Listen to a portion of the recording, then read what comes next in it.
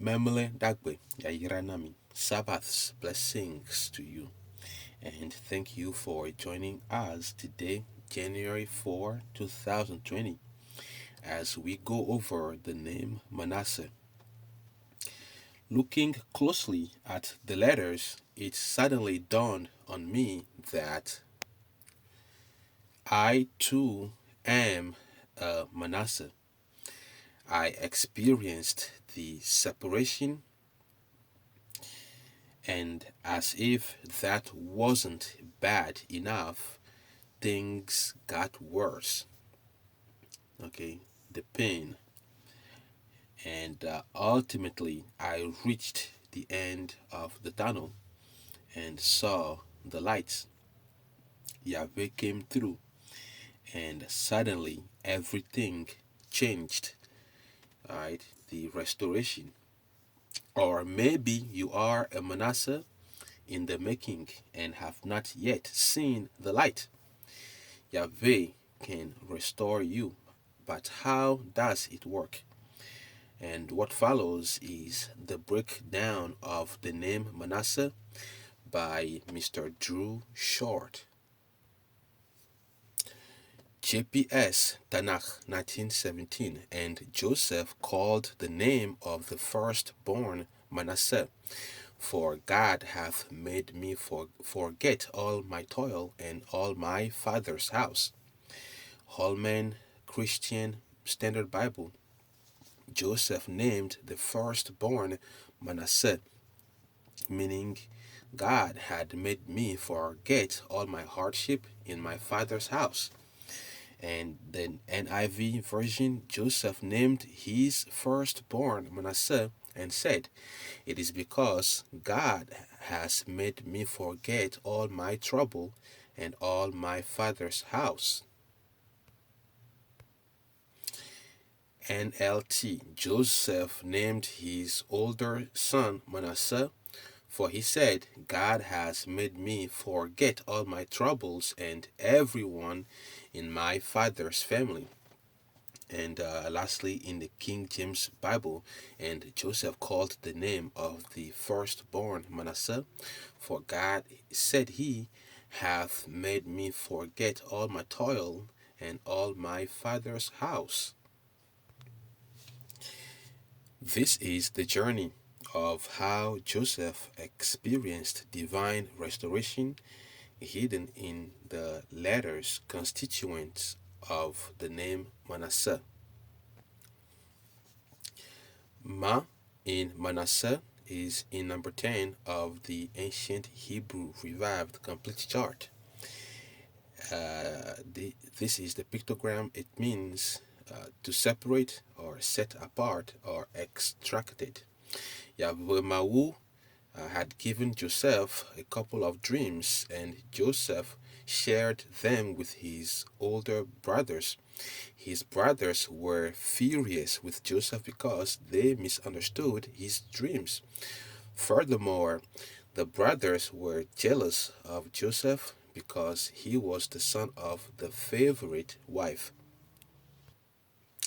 Joseph was the second of the youngest, and some of his brothers were 10 to 20 years older than him. Moreover, Joseph was the son of his father's old age, meaning that Joseph received more one-on-one attention time with his father, Jacob or Jacob. Joseph was an attendant to his father. Jacob relied on Joseph and trained him in the family businesses, gave him all the family secrets, most likely passed down how to receive and interpret prophecy, and trained Joseph on how to lead the family. Jacob loved Joseph so much that he gave Joseph the coat of many colors in front of all his older brothers. According to the King James Version, Genesis 37, verse 3 reads, "Now Israel loved Joseph more than all his children because he was the son of his old age, and he made him a coat of many colors. That coat meant leadership and approval from their father Akov. All the children wanted their father's loving praise and approval, but Joseph got the lion's share. Genesis 37, verses 1 through 11. The separation started on the day that Joseph was sent by his father Akov to check on Joseph's older brothers and the condition of the flocks in Shechem. The brothers were not at the designated location, and upon further investigation, Joseph went to Dothan to catch up with his brothers. The brothers, when they saw him, conspired to do all manners of evil to Joseph. If it wasn't for Reuben, the eldest brother, Joseph would have ended up murdered at the hands of his own brothers. Reuben instead suggested that the brothers cast Joseph into a pit, and the brothers complied with Reuben's idea. Reuben was looking for an opportune time to release Joseph back to his father, Akov, because the brothers couldn't bear to hear Joseph's screams and pleading to let him go. They removed themselves away from the pit to a higher elevation on top of a hill or a mountain, where they saw the Ishmaelites, traders coming from Gilead and going down to Egypt to sell spices. Yahada or Judah suggested that they sell Joseph into slavery, and the brothers agreed. While they were waiting till the Ishmaelites got closer, some Midianite merchants came through the back way, unbeknown to the brothers, and were thirsty, and went to the pit where Joseph was and pulled him out. The Midianites took him into Egypt and sold him to the Ishmaelites. The Ishmaelites sold Joseph to Potiphar, the chief butcher and chief jailer for Pharaoh in Egypt. Genesis 37, verses 12 through 35. And then the N, or the N in Manasseh, it is in number 9 of the ancient Hebrew revived, the complete chart. It means fracture, break, groan, moan, pain.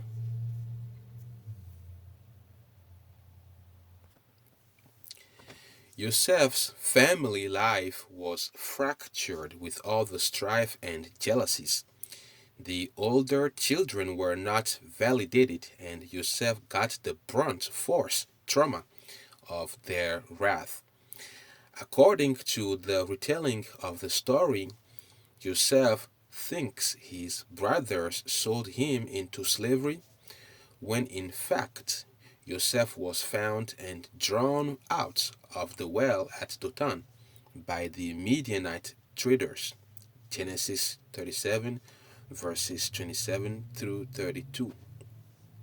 His brothers had no idea what had happened to Joseph, according to the text. Joseph's heart was broken when he thought his brothers hated him so much that they sold him into slavery. All the while, when Joseph was in slavery in Egypt, his heart ached, and he longed to be back home with his father. When Joseph was interpreting the chief baker's and chief cupbearer's dreams, he told the cupbearer, "But think on me when it shall be well with thee, and shew kindness, I pray thee, unto me, and make mention of me unto Pharaoh, and bring me out of this house. For indeed I was stolen away out of the land of the Hebrews. And here also I have done nothing that they should put me into the dungeon. Genesis 40, verses 14 and 15, KJV. Joseph was approximately 28 years old at that time. Nevertheless, the cupbearer didn't remember Joseph, and Joseph stayed in the prison an extra 2 years. Now, the "sa" in Manasseh, it is in number 27 of the ancient Hebrew revived, the complete chart. It means to put away, to bury. It means connection. When Joseph was taken into slavery, he was 17 years old. For 13 long years, he longed to go home to Canaan to be with his father Akaf. When Joseph appeared before Pharaoh to interpret Pharaoh's dream, Joseph was 30 years old. During the 7 good years, Joseph was Pharaoh's second in command and built storehouses of food to save the people of Egypt and the surrounding territories.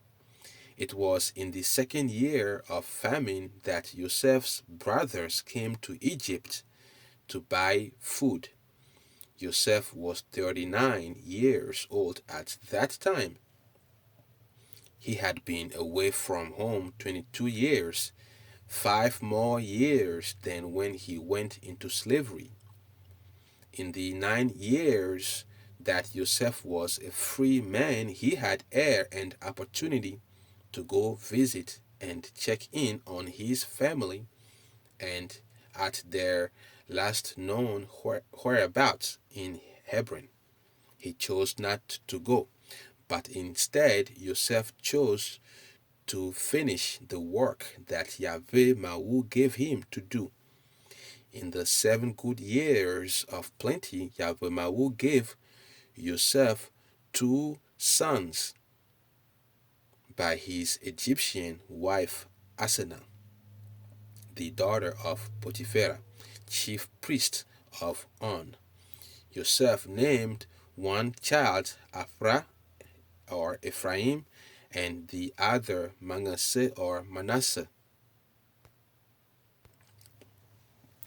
According to the teachings of Rabbi Akwete Ama of Kingdom of Kings Academy, www.kingdomofkings.org, he stated that it was very odd for Joseph to name a child about remembering to forget.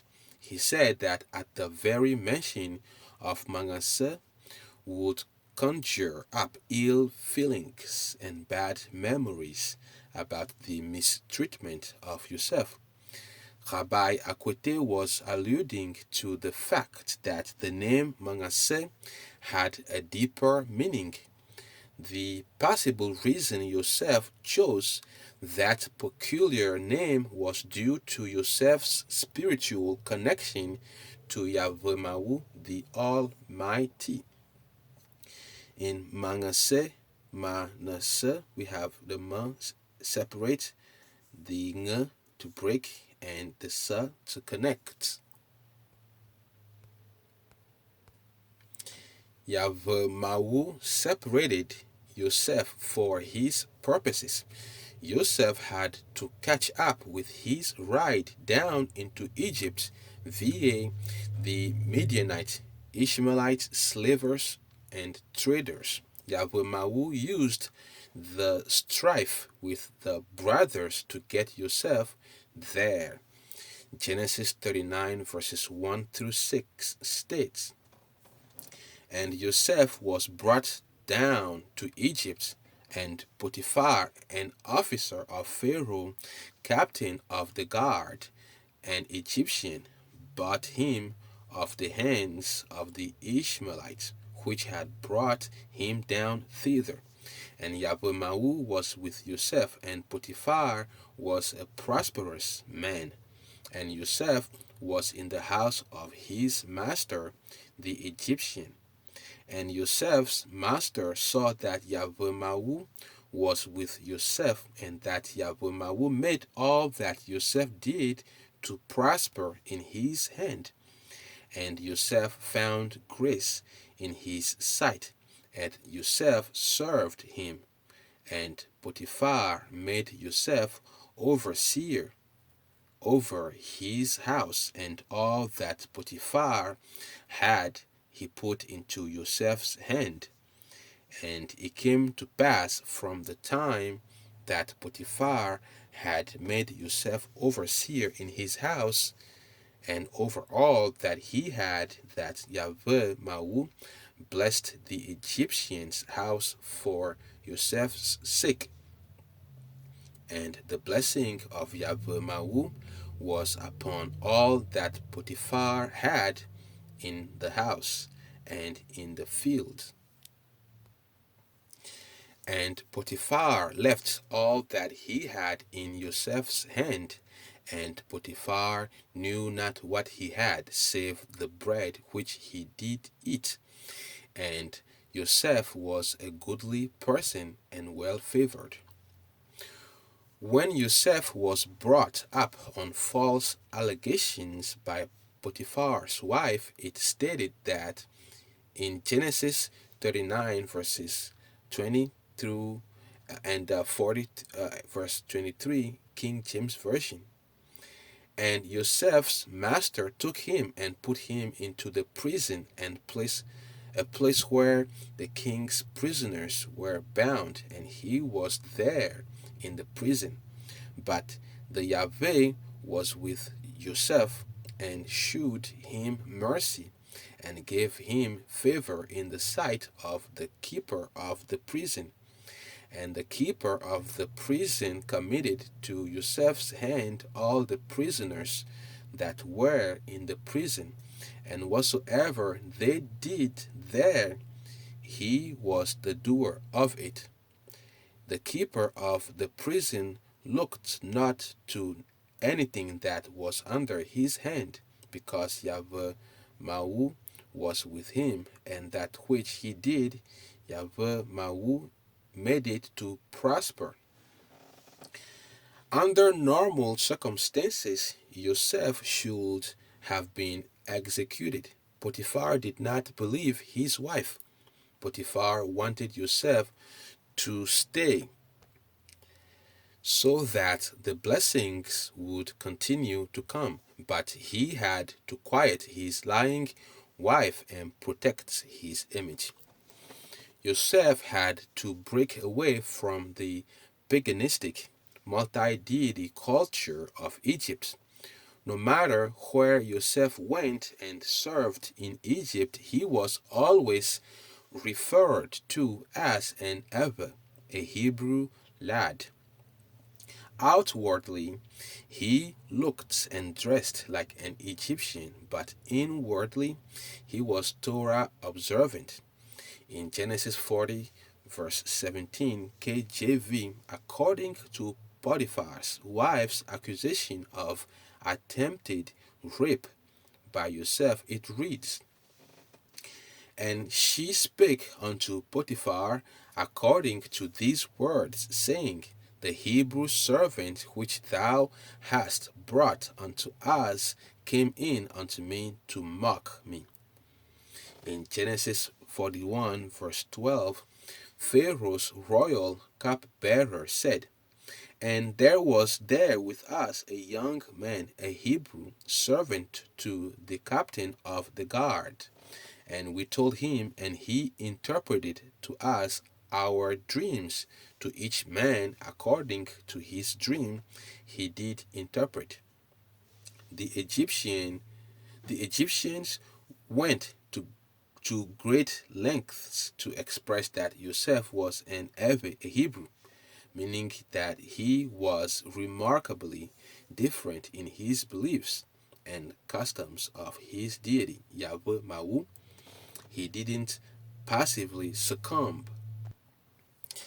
to the traditions of his Egyptian masters and their mystery worship systems. Yosef cherished his relationship with Yahweh Mawu like buried treasure. When Yosef refused Potiphar's wife's advances, he said unto her, Behold, my master knoweth not what is with me in the house, and he hath committed all that he hath to my hand. There is none greater in his house than I, neither hath he kept back anything from me but thee, because thou art his wife. How then can I do this great wickedness and sin against Yahweh Mawu? Genesis 39 verses 8 and 9. In Psalms 119 it states, How can a young man keep his way pure? By guarding it according to your word. With all my heart I have sought you. Do not let me stay from your commandments. I have hidden your word in my heart, that I might not sin against you. Blessed are you, O Yahweh Mawu. Teach me your statutes. With my lips I proclaim all the judgments of your mouth. I rejoice in the way of your testimonies, as much as in all riches. I will meditate on your precepts and regard your ways. I will delight in your statutes. I will not forget your word. Joseph did not have the codified law of Moses, but he had the oral traditions and customs of his great grandfather Abraham. In Genesis 18, verses 17 through 19, it states, And Yahweh Mawu said, Shall I hide from Abraham what I am about to do? Abraham will surely become a great and powerful nation, and through him all the nations of the earth will be blessed. For I have chosen him so that he will command his children and his household after him to keep the way of Yahweh Mawu by doing what is right and just, in order that Yahweh Mawu may bring upon Abraham what he has promised. Whenever Joseph was called upon to hear someone's dream, he would ascribe that the interpretation belongs only to Yahweh Mawu. In Genesis 41 verse 8 it reads, And when they said unto Joseph, We have dreamed a dream, and there is no interpreter of it. And Joseph said unto them, Do not interpretations belong to Yahweh Mawu?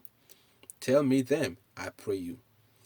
In Genesis 42, verses 14 through 16, it states, Then Pharaoh sent and called Joseph, and they brought him hastily out of the dungeon.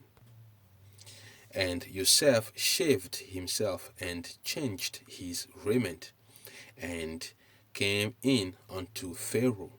And Pharaoh said unto Joseph, I have dreamed a dream, and there is none that can interpret it. And I have heard say of thee that thou canst understand and a dream to interpret it. And Joseph answered Pharaoh, saying, It is not in me. Yahweh Mawu shall give Pharaoh an answer of peace. After Yahweh Mawu gave Joseph the interpretation of Pharaoh's dream, Yahweh crowned Joseph with wisdom to give Pharaoh a plan to save his people, and the surrounding territories. Pharaoh and his servants were pleased with Joseph's advice. 38. And Pharaoh said unto his servants, Can we find such a one as this is, a man in whom the spirit of Yahweh Mawu is? And Pharaoh said unto Joseph, For as much as Mawu hath shewed thee all this, there is none so discreet and wise as thou art.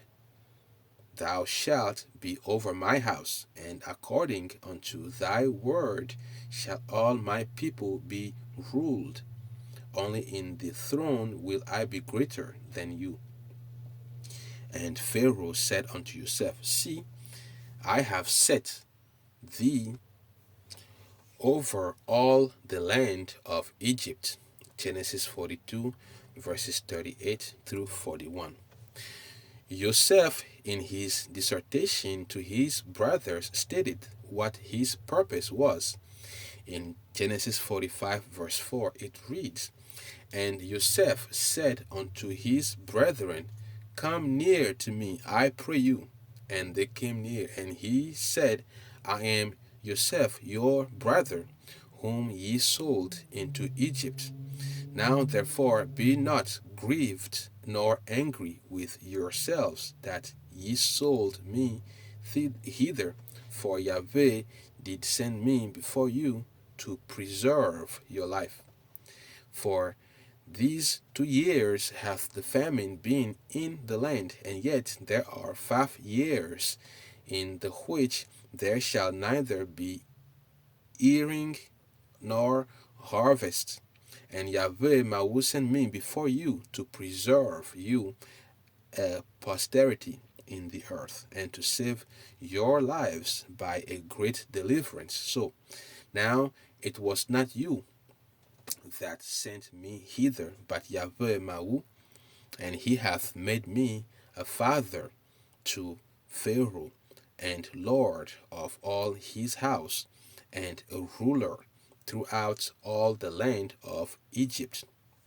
Haste ye, and go up to my father, and say unto him, Thus saith thy son Joseph, Yahweh Mawu hath made me Lord of all Egypt. Come down unto me, tarry not, and thou shalt dwell in the land of Goshen, and thou shalt be near unto me, thou and thy children, and thy children's children, and thy flocks, and thy herds, and all that thou hast. And there will I nourish thee. For yet there are 5 years of famine, lest thou and thy household, and all that thou hast, come to poverty. Numbers chapter 6, verses 24 through 26. Yahweh Mawu bless thee and keep thee. Yahweh Mawu make his face shine upon thee, and be gracious unto thee. Yahweh Mawu lift up his countenance upon thee, and give thee peace. Genesis 48, verse 20. And may Yahweh Mawu make you like Ephraim, and Manasseh. Ma, it means separate. Nga, it means break or pain. And sa, connect. Yahweh can restore you, only that you be committed.